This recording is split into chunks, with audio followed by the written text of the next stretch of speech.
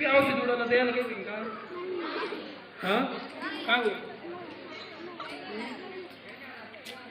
तर कमीत कमी हे जर नसलं तरी आपल्या कारण सांग तुमच्या घरच्या तुमचा जीव गुंततो का नाही. आता तुम्हाला सांगतो पहा कॅन्सर हे पहिले तुरळक लोकांना होते. आता कॅन्सरचं प्रमाण एवढं वाढलं की भयान आजार आहे. हां एक पेशंट ट्रेन झाली कॅन्सरची.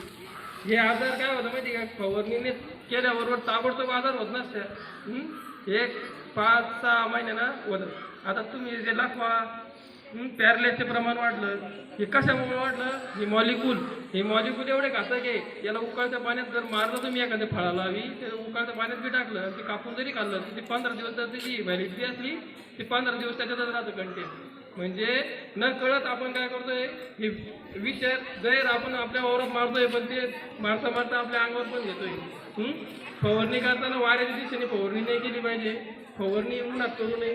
फवारणी सकाळच्या टायमाला केली पाहिजे. हे तुम्ही सांगितलं पाहिजे. तुमच्या घरचे तुम्हाला काळजी नाही का?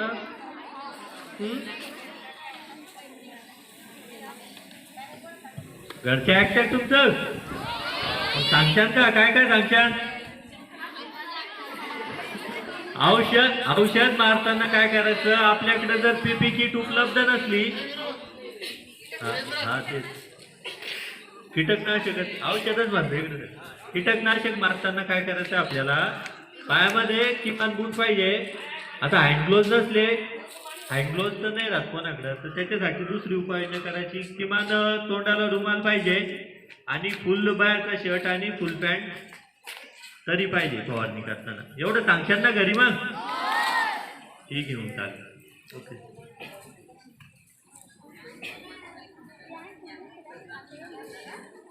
चालेल सर.